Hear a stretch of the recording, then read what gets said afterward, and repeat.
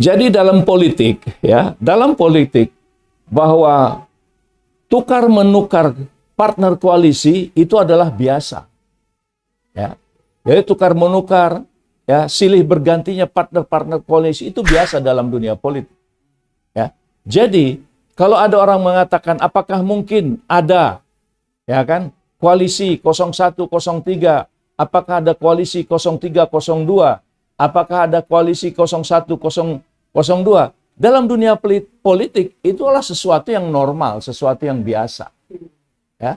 Jadi inilah demokrasi. Nah, tapi tentu, ya, tentu di dalam proses koalisi ini kita harus mempertimbangkan bagaimana perasaan para pendukung-pendukung, para pengusung-pengusung. Ya. Jadi koalisi dalam dunia politik mesti ada fatsunnya juga, mesti ada etikanya juga yang harus kita junjung tinggi. Nah, jadi di dalam hal ini saya melihat dalam proses perjalanan pendiri-pendiri bangsa ini, mereka berkoalisi itu silih berganti. Ya. Ada saatnya mereka berteman, ada saatnya mereka berseberangan. Itu contoh di negara kita. Ketika proses mulai sejak kita proklamasi kemerdekaan sampai dengan ya di masa reformasi ini. Ya.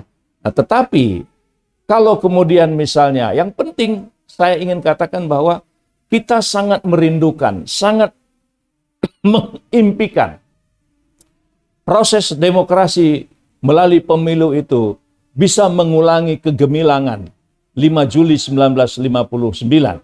Ya, pemilu tahun 1955 ya. Jadi bukan dekret ya. Jadi sekali lagi saya katakan bahwa kita ini sebagai generasi sudah pernah diajarkan bahwa ada satu proses pemilu yang sangat luar biasa di Indonesia pada tahun 55 ya, pemilu yang sangat bersih dan itu dikenang oleh dunia. Kenapa kita tidak mengulang kembali kegemilangan di dalam proses membangun demokrasi kita itu? Nah, hal yang kedua yang menyangkut masalah putaran-putaran. Saudara-saudara sekalian, saya di dalam masalah ini tetap memiliki sebuah keyakinan ya, bahwa masyarakat itu sudah luar biasa mengharapkan adanya perbaikan, adanya perubahan kehidupan yang harus dilakukan di negara ini. Jadi proses pemilu yang ditunggu-tunggu adalah dengan penuh kejujuran itu. Jika proses penghitungan itu yang penuh dengan kejujuran, memang betul-betul teruji valid, ya valid, tidak ada manipulasi. Kalau memang hasilnya tidak ada yang memenuhi 50%, ya, tidak ada yang mendominasi, wajar dilakukan 2 putaran. Dan Indonesia punya pengalaman di masa reformasi, yaitu paling tidak peralihan kepemimpinan dari Mbak Mega ke SBY itu diawali dengan kandidat-kandidat presiden yang sangat banyak. Dan itu berlaku sedemikian rupa dan tidak ada terbersit bahasa-bahasa kecurangan yang dikhawatirkan seperti sekarang ini. Dan akhirnya terpilihlah SBY pada periode pertama. Ya.